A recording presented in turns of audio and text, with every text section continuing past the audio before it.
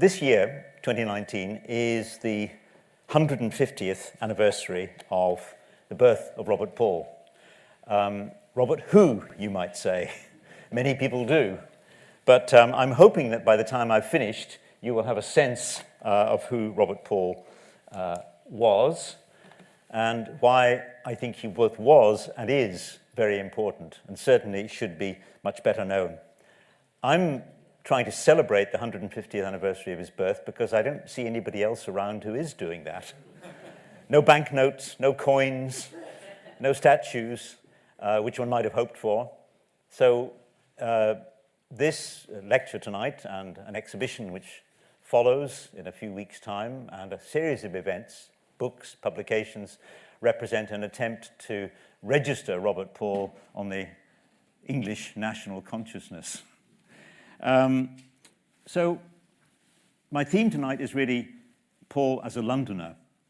He was very much a Londoner, and I think this idea of Paul showing London to the world has got some resonance and some importance. Here is a film that he made in 1896. We only have it because it was encapsulated within a little flip book called a philoscope.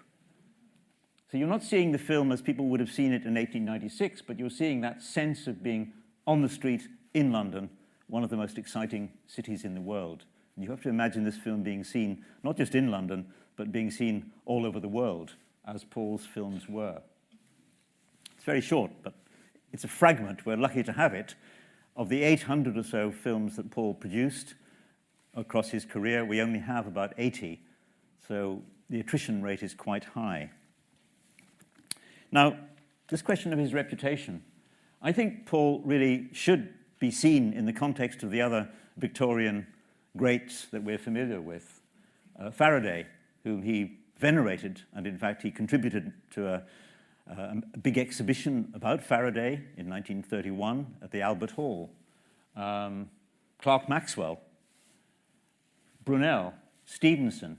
I think Paul really ought to be seen as somewhere in that galaxy of major figures of the Victorian era who started something which is still with us today. And the reason that I say that is because in October 1898, Paul published an ad in the Showman's newspaper, The Era, in which he outlined what I think is nothing less than a vision of what cinema could be, was about to become, but was not yet. So it's really very much on the basis of this realization that seized him in October 1898 that I say he is really the founder of cinema in Britain and to some extent in the world. Now, he didn't come from nowhere, of course.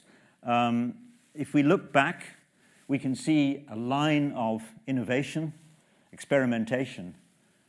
It goes all the way back to Philippe de Loutherbourg, the Eye de Fusicon, 1781, Louis Le Prince in Leeds, Wordsworth Donisthorpe, who photographed the front of the National Gallery very successfully, William Freeze Green, about whom we know much more now and realize actually did more than was believed for a long time, and of course Paul's short-lived partnership with Burt Akers, which produced the first moving pictures.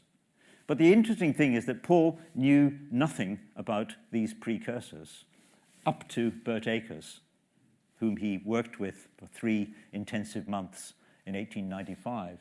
So this was a history which was yet to be written. We can look back.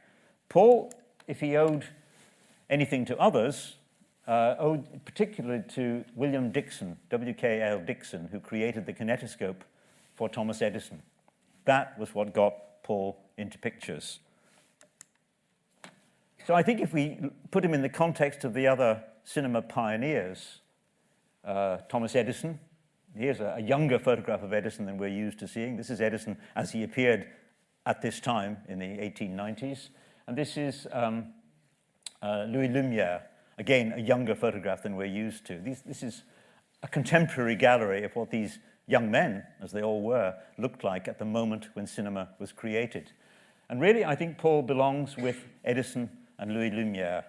And that's what I'd like you to leave you with the conviction of by the end of this evening. Now, what I want to do is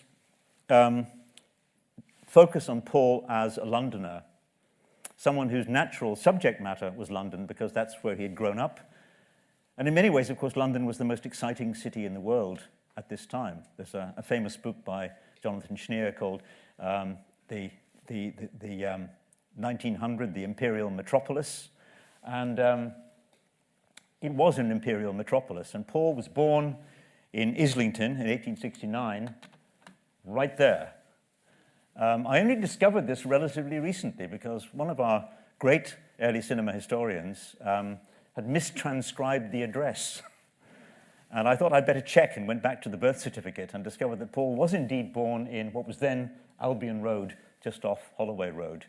It's changed its name. It's called Furlong Road now. The house is not standing, but if you look across the road from where he was born, that house, I think, is pretty much in the style of the house in which he was born in 1869. Paul was the first born to his parents. He'd be followed by 4 other children, two boys and 2 girls. But interestingly, none of this family of 5 had the same kind of educational advantages as Robert had. And those educational advantages were very unusual, very significant, and certainly shaped his early career. First of all, he was sent as a pupil to the City of London School, what's now called the City of London Boys' School. And curiously, perhaps not curiously, this rather ancient establishment had just got a brand new building. And that's the new building which had just opened on the embankment. Paul was one of the first pupils to attend that very grand new building of the City of London School.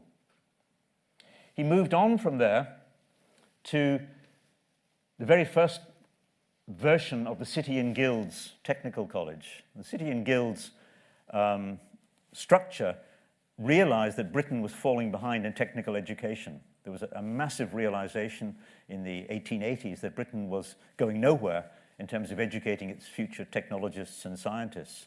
City and Guilds got together with other forces and created a college which would train the technological elite. The first premises were not in Leonard Street, but that's the building which opened in the 1890s, and it's in that building that Robert Paul demonstrated his first projector in February 1896. But we do have a photograph of the interior of the kind of lab that he would have trained in. So he belongs to an elite, the first generation of young pupils, young students, who were trained in the new electrical science, trained by some very important figures, William Ayrton, whose instruments Paul would go on to manufacture when he set up in business. Now, Paul was running a scientific instrument business from 1891 in Hatton Garden, a small office, workshop, we don't really know how big it was, when fate intervened. Now, we have no pictorial record of this, of course, but I've been working with an artist, Ilya, for some months now on a graphic novel version. So you're seeing, really for the first time, some pages, some panels from the graphic novel that we're producing. And here, Ilya has imagined the fateful encounter in 1894 when 2 Greek-American gentlemen walked into Paul's shop and said, I won't do a funny accent, which would be quite inappropriate. We have no idea if they, how they spoke. They said to him, we'd like you to manufacture some kinetoscopes. Impossible, he said. It will have been patented by Mr. Edison. Oh, no, it hasn't, they said. And when Paul checked at the patent office, he discovered that Edison had not extended his patent beyond the United States. He was free to manufacture replica kinetoscopes, and he did, a lot. He then ran into difficulty. Edison would not supply him with the film strips that the kinetoscopes required. He kept the samples that Paul sent him, but he wouldn't play ball and set up a cooperative scheme. Paul was forced to devise a camera, and that brought him into partnership with Bert Akers. Now, Bert Akers and Paul famously fell out after about 3 months of collaboration. And that has, I think, tended to loom too large in the story. The fact is that during those 3 months, they worked together and produced the very first films ever seen in Britain. And here we visualized what it would have been like that first night when they developed their first film. We don't have the film, we have just a few frames from it, shot in Barnet.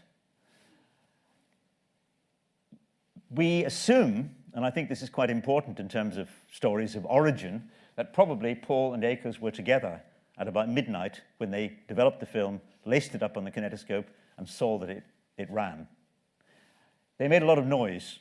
The police came in to see what was the noise in Hatton Garden about 3 o'clock in the morning, and of course the police were shown, we assume, the moving film. Now this is a story which you might know because it's reproduced in the film The Magic Box. Except in The Magic Box, the story is transposed to William Freeze Green. It didn't happen to Freeze Green, it happened to Robert Paul. I think it's interesting because he remembered, and others remembered too, that it had been a real sense of victory, of excitement, getting the first film that they'd made with their own camera to run. So we've tried to visualize it as it might have happened. So what does this look like? Well, that's a kinetoscope.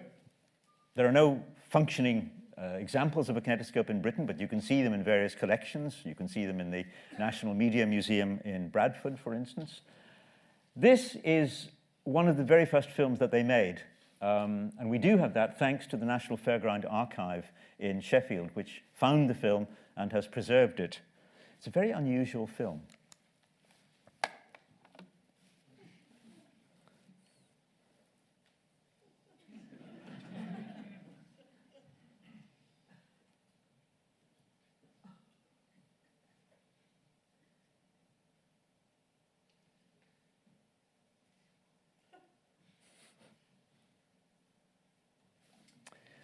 You see, the blue jacket is, of course, the hero of the hour. It's all action. It's really quite unlike the first films of any other nation. Why the first British film, and this is pretty much the first film that was actually shown to a paying public on the kinetoscope, why should it be an affray? Does that tell us something about the British national character? My old friend, Paul Langford, who wrote a wonderful book about the English national character, said that the English always had a reputation for rough and tumble. They were regarded by other nations as being prone to get into a fight. And you might think this film actually reinforces that sense. But it's an extraordinary film because it really is like nothing that Edison, nothing that the Lumieres, nothing like any of the other pioneers created.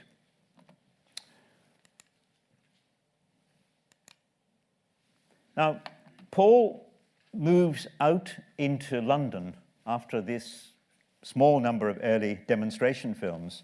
And unfortunately, many of the films that he made, we don't have any longer. We have Arrest of the Pickpocket, which is shot on a kind of makeshift stage, obviously. We don't have the comic Shoe Black. We don't have the Performing Bears. We don't have the Skirt Dancers, the London street scene. We don't have the first film of the Derby that Akers and Paul made, or of the Oxford and Cambridge boat race. We just have footpads from that first group. Paul moves on to make his own films in 1896. And again, most of these films are lost. We don't really have all of them. But what I've done is to reproduce something like the look of some of these missing films. Hampstead Heath on a bank holiday, for instance. Children at Play in Lambeth. A Royal Wedding, always a popular subject in England. This is Princess Maud marrying King Haakon of Norway. That was a very popular public wedding. And the Nelson Dock, one of the many docks that lined the Thames at this time, working docks, of course. I went to see Nelson Dock actually yesterday near Rotherhithe, and it has changed a bit. Not quite like this, but that's something like the bustling scene that people who saw the film describe. It was a very popular film, because what Paul was showing was popular subjects. He was showing films that matched people's expectations of what London would look like, the different facets of London. And of course, one of the earliest films that we do have from this 1896 group, some of you will have seen online, it's this absolutely extraordinary film of Blackfriars Bridge, which he made in spring of 1896. And you see that building at the back there on the left with the spire? That's his old school. That is, in fact, the City of London School, that building that you saw earlier. It's now the headquarters of J.P. Morgan, but I think Paul would have put the camera there to keep his old school in view. But the main thing, of course, is the foreground, this extraordinary gallery of Londoners who are passing by. He also, this is one of the other surviving films from mid-96, he went to Herne Hill in South London and filmed a music hall sports day. Comic costume race. Now, this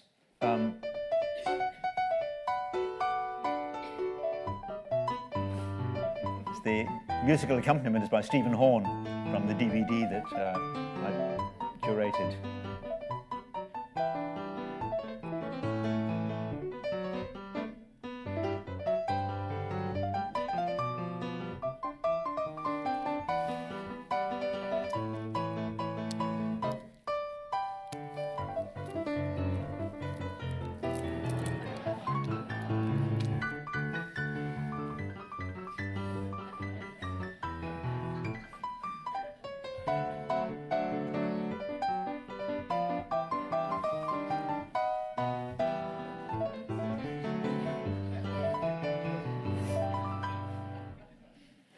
Now, of course, the film is still pretty good. It's still very funny. It has all the ingredients of a dressing up in costume race that we expect.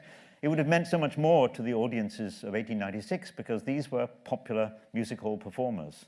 These were, in fact, the performers that were followed by audiences all around the music halls of London.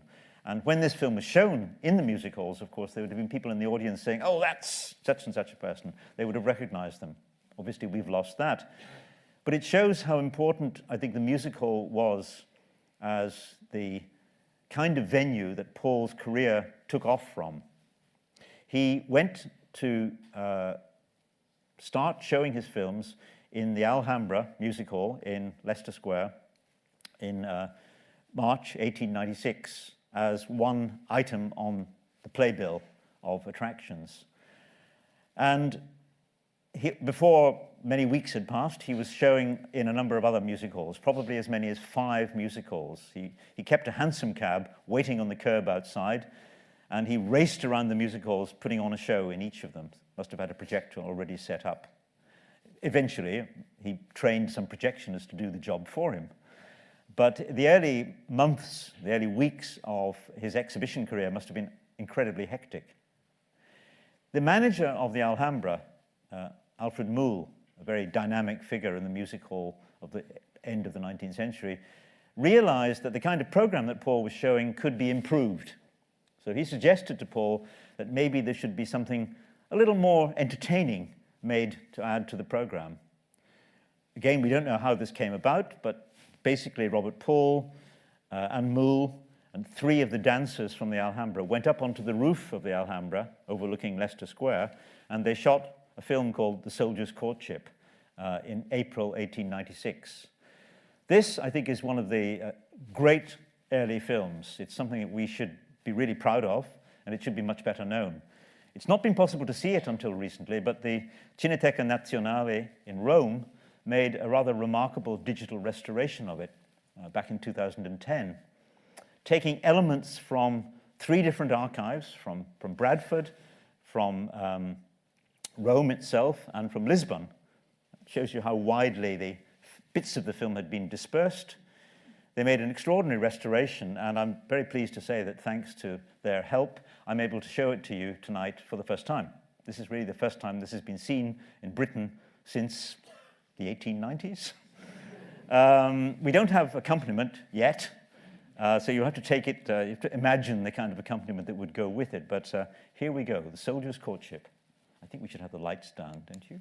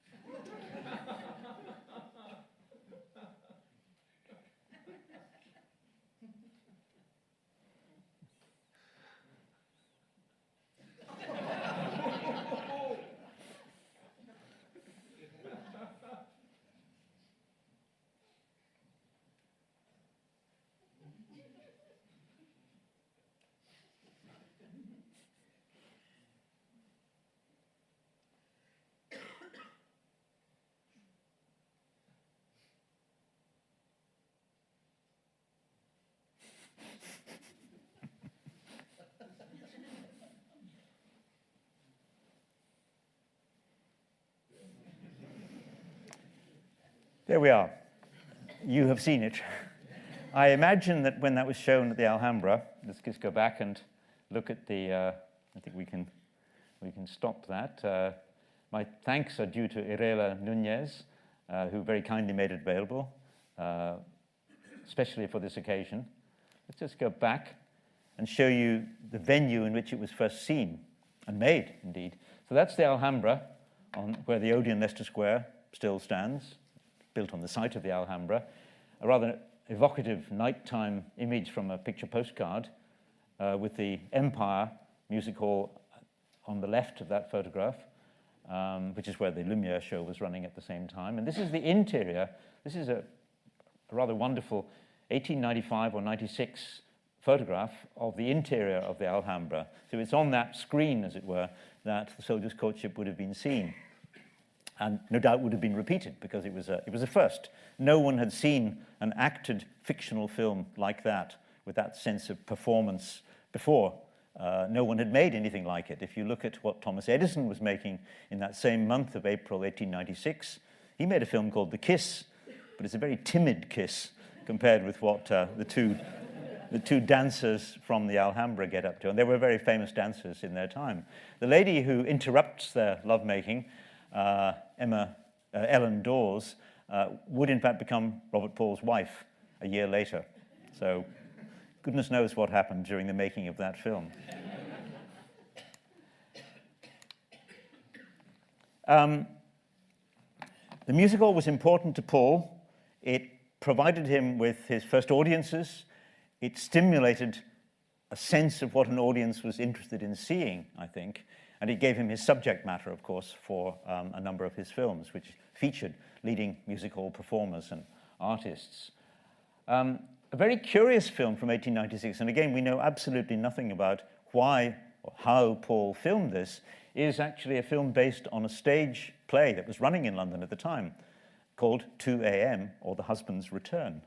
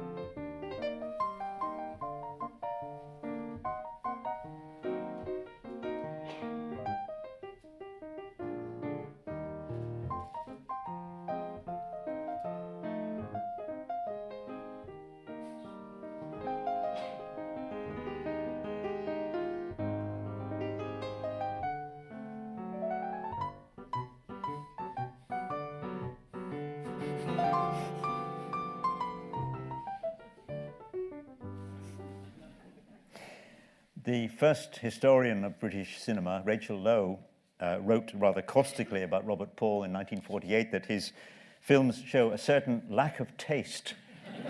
Well, I've often wondered whether she was thinking of something like this. She wouldn't have seen it because the film, I think, was not able to be seen at the time she was writing, but she would have read the catalogue description.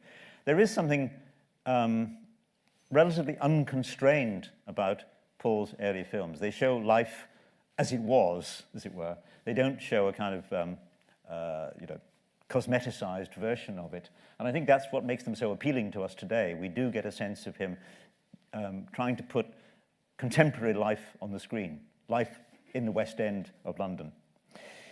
He made a lot of films around London during this time, which are all lost. Traffic on Tower Bridge, Fountains in Trafalgar Square, Carting Snow Away in the West End, Pelicans at the Zoo, all the kind of traditional subjects of London, the kind of things that visitors would have gone to see. And of course, these films were very popular when they were shown outside of London. But the big event of 1897, the second year of film making and film exhibition, was Queen Victoria's Diamond Jubilee in June. This was a major event by any standards. Queen Victoria, of course, had been on the throne for a very long time indeed. She'd celebrated her Golden Jubilee with a large banquet for all the crowned heads of Europe, many of whom were her relatives, of course. So her Golden Jubilee had been an entirely indoor event, really not available for inspection by the masses. Joseph Chamberlain had a brilliant idea for the Diamond Jubilee. Let's make it a public spectacle.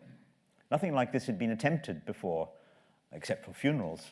So the Jubilee was conceived as a great tour around the centre of London, with Victoria in a coach, series of open landaus, interspersed with the prime ministers and the potentates from all the nations of the empire and their local troops dressed in traditional costume. It was an extraordinary spectacle by all accounts.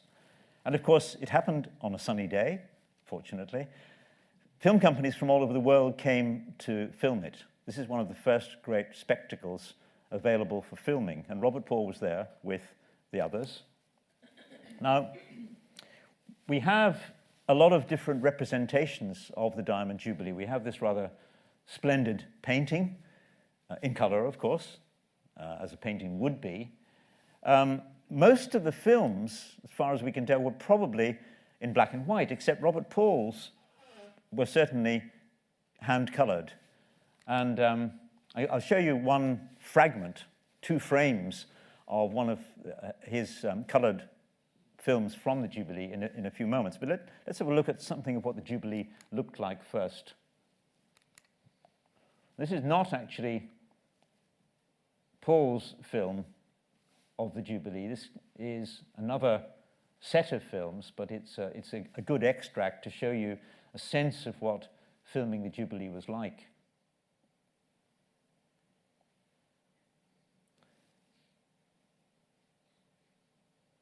The Queen was too infirm to climb the steps of St. Paul's, which was the center point of the whole procession. So the clergy came down the steps, and they had a quick service at the bottom of the steps.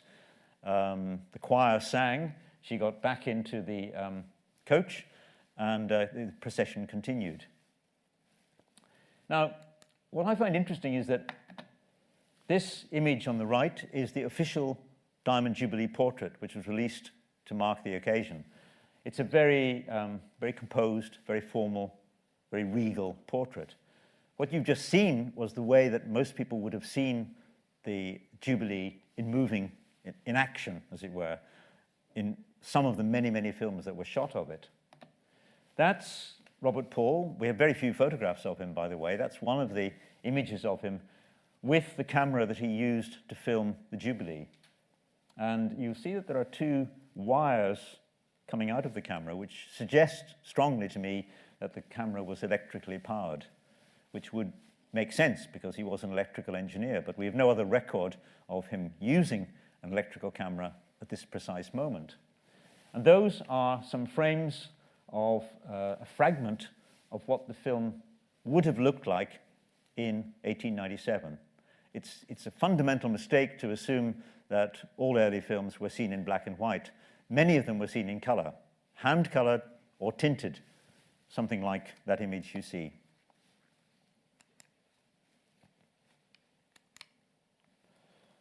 In 1898, Paul was making a series of films on the Thames.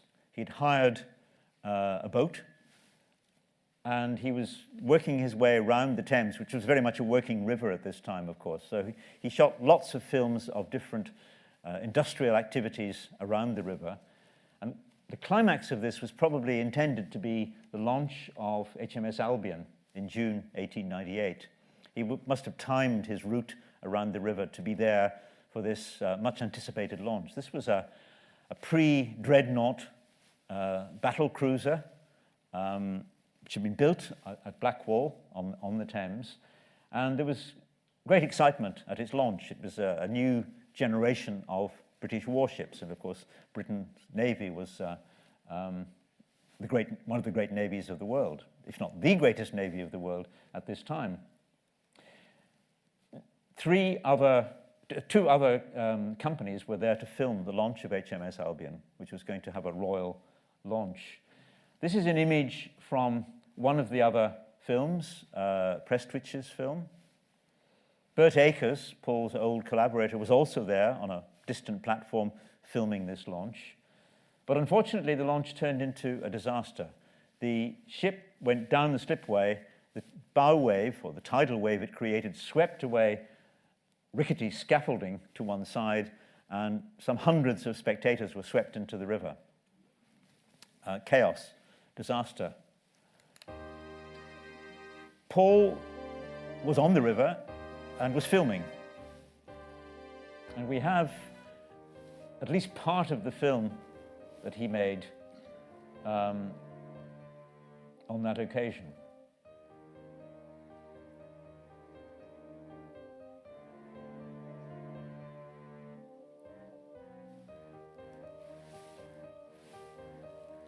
I think this is his wife, Ellen.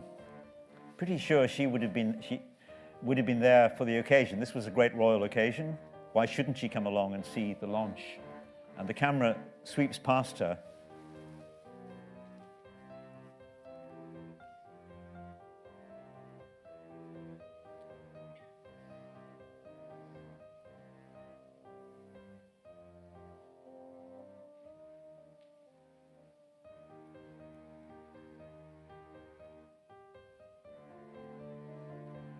And here we see small boats trying to rescue people from the Thames, from the river.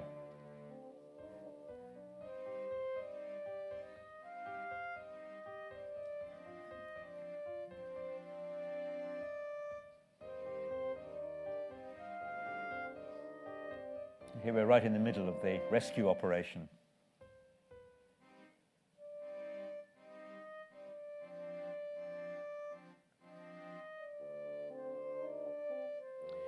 There was controversy over the showing of this film. Bert Akers wrote a letter to the newspaper saying it was a disgrace that anyone should profit from a disaster like this. And Paul wrote back to say that he had, of course, waived any hire fee, any sales from the film. And in fact, when it was shown in several music halls, the audience stood bareheaded in respect and took it as a memorial to those who'd been lost. He also said that he had managed to rescue over 20 people from the water. So it's an interesting early case of testing the ethics of filming something which is in effect a disaster. Should one film it? Should one give people a chance to see what was going on? Some thought you shouldn't. Paul was adamant in defending his right to show it and the value of it as a kind of memorial.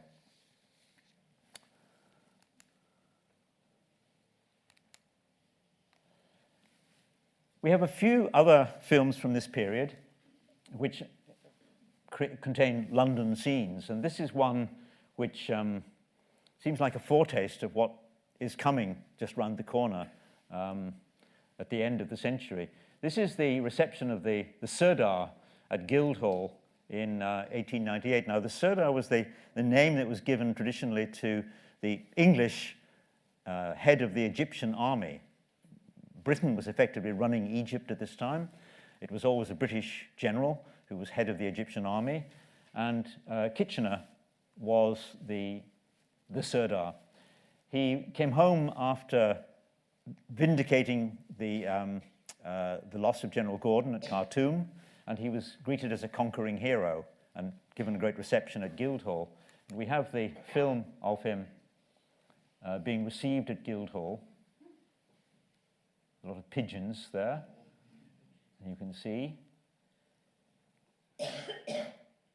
What we know from the few accounts there are of the reception of films like this, the film perhaps doesn't look very interesting to us. We can't really see the figures very clearly. It's taken from a distance. But, of course, the audience did know who was appearing on screen. And we understand that there was loud cheering from the audience as people recognized this was General Kitchener, a man to be hailed.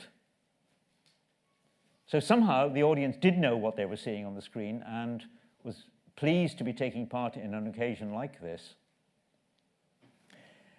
Another film of Paul's made at the same time was of the tripping of the colour. We don't have that anymore. This is a contemporary painting from 1898 of what the tripping of the colour might have looked like.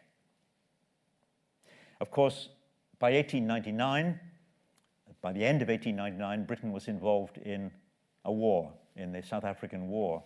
And all of this ritual that we're seeing here would turn into something very much more serious. And Paul would become very much involved in the war and representing the war on screen.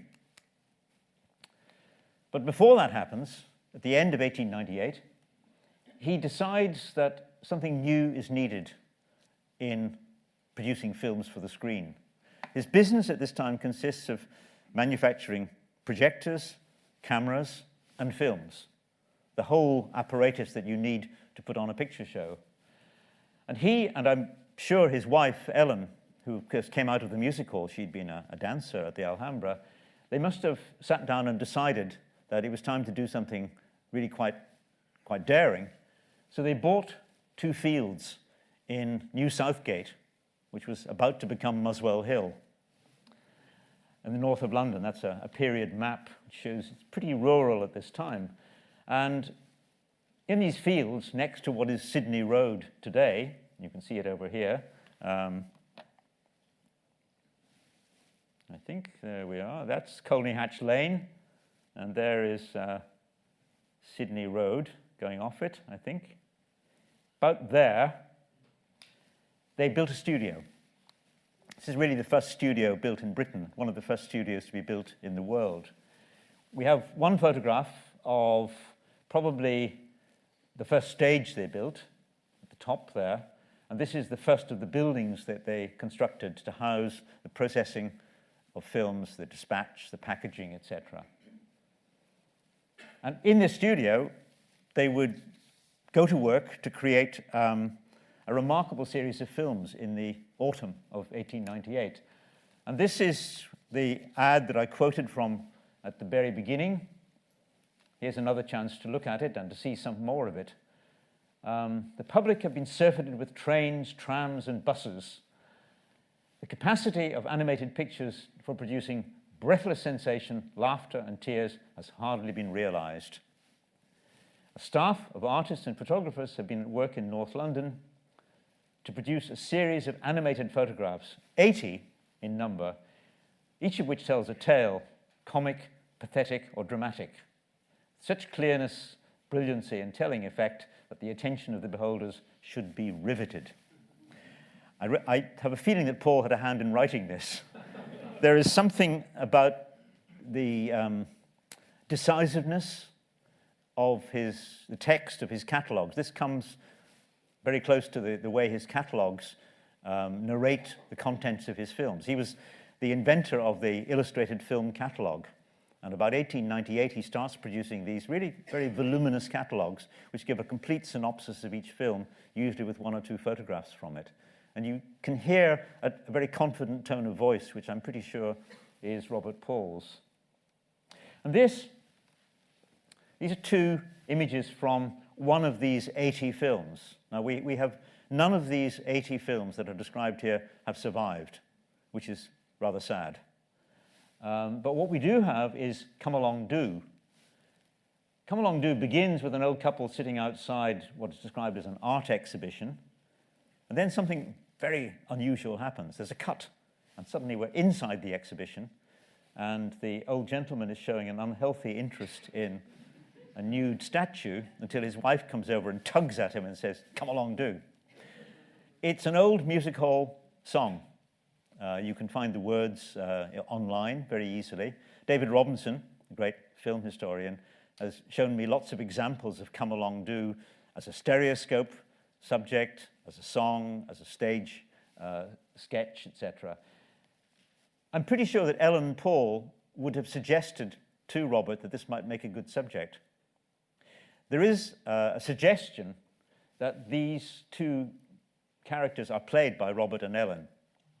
We don't know whether this is true, but it is suggested. Certainly the woman looks rather like Ellen, who we've seen in The Soldier's Courtship, if they did play the parts themselves, what they're doing is acting in the world's first two-shot film. As far as we know, this is the very first time that anyone thought of joining two shots together, an interior, an exterior, and an interior, to tell a story. Some of the other films made at this time, Our New General Servant, has got 4 scenes. So Paul, and I'm pretty sure Ellen, were experimenting with the possibility of films that tell a story. Unfortunately, this is all we have to go on to see the results. But it's an impressive move, I think, into a new world of what is recognizably cinema. Films followed, of course, in rapid succession. The studio was a wonderful venue for making the range of films that Paul envisaged at the end of 98 in that ad. These are just stills from several of them. You can see them online. You can actually see, I'll be showing a number of these films on Wednesday afternoon at Birkbeck College when we're looking at the output of the studio, if anyone's free to come along. What's, I think, interesting from a London point of view is that Paul has moved to the suburbs.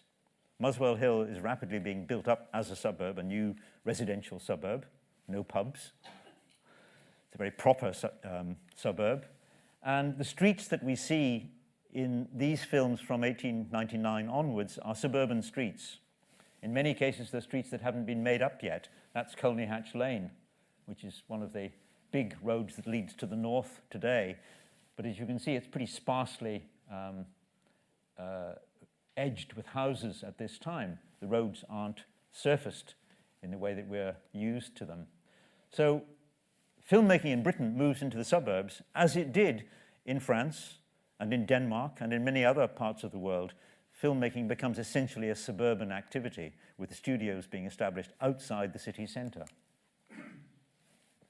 But Paul has retained his interest in London as a subject. And in 1901, he published a little booklet called What to Photograph in London. This is the ad for it. It shows where you can go if you've got a camera. And of course, this is the era, remember, when people are beginning to equip themselves with Brownie box cameras. So Paul, who is very attentive to new trends, realizes that there's an army of people descending on London who want to go and make photographs for themselves. So he provides a practical guide, where to go, what hours it's open, whether you need a permit or not, in this little booklet. Unfortunately, I've been unable to find any copy of this booklet. So if anybody here, or who's viewing this online, has ever seen a little booklet called What to Photograph in London, please get in touch with me. It seems incredible that something which was published in 2 editions should have completely disappeared, but it has. But we assume it was popular because it was reprinted. I take this text from a rather wonderful website, my friend Roland-François Lac, a film historian, who has done a lot of work on Paul's location in Muswell Hill. And you'll find his website, The Cine Tourist, a mine of information about Paul as a local filmmaker. Now, that's where I'm going to really pause in looking at Paul's career as a filmmaker, because once he's in the studio, he's making a tremendous range of films, story films, comedies, dramas, special effects films, which are called trick films. And I'm going to be showing a number of those, as I say, on Wednesday. But I just wanted to pause for a moment near the end and reflect on what these films meant to their first audiences and what they might mean to us today. This is a difficult subject because we have no accounts from the period, from the 1890s. Nobody really sat down after watching a program of films and said, I have just seen, this is what I thought of it. Unfortunately, there's almost no writing of that kind whatsoever. Or if it is, it's purely technical. How steady was the picture? How are we to get inside the consciousness of those first viewers? Why did they keep coming back? Why did they find early films so short, so apparently limited, so interesting? I've found two sources, helpful in trying to understand, if you like, the Edwardian attitude, late Victorian Edwardian attitude to moving pictures. One is a great story by Rudyard Kipling called Mrs. Bathurst, published in 1904. It's a story about a man who becomes obsessed with a moving image, a film. He sees a film of a woman at a station in London, and he drags someone back to see it night after night after night, and he forms a relationship with the woman he sees in the station in London, even though he's seeing it in South Africa. It's a story about getting obsessed by a moving picture. It's a very strange, mysterious story. If you don't know it, it's well worth reading, and it's quite puzzling. Kipling had clearly seen moving pictures. He might well have seen them on a ship traveling out to South Africa. Films were shown on board ship. And I think it's one of the greatest stories that conveys a sense of the fascination that at least one early viewer might have had with early moving pictures. It's an obsessive fascination. Obviously, most of the audience wasn't obsessed in the way that the central character of Mrs. Bathurst is. But that's one way of getting in touch with the zeitgeist, as it were, of viewing at the end of the 1890s, beginning of the 1900s. Another way is an essay by a French writer, Jules Romain. Jules Romain wrote a remarkable, very short essay in 1911 called The Crowd at the Cinema. And this is a little quote from it. He talks about it as a group dream. The audience pours in off the streets, they sit down in the darkness, and they go into a kind of collective dream state. They're no longer conscious of their bodies. They're only passing images, a gliding, rustling of dreams. They no longer realize they're in a large square chamber. A haze of visions which resemble life hovers before them. It's a very evocative piece of writing, I think, and it captures something of what it must have been like to watch a film program in the early 1900s. You leave the bustle of the street, you go into a darkened room. Darkened rooms were not very common at that time. The lights were generally kept on in the theatre, but not in theatres showing moving pictures. And again, I think this gives us some slight sense of what at least one observer, Jules Romain, might have made of that experience of collective film watching, which of course had become immensely popular by the time he was writing in 1911. But it's difficult to think our way back into that period. These are just two suggestions I offer. There are others, but I think it's important to try to imagine what the audience of the turn of the century was and why they became so fascinated by film.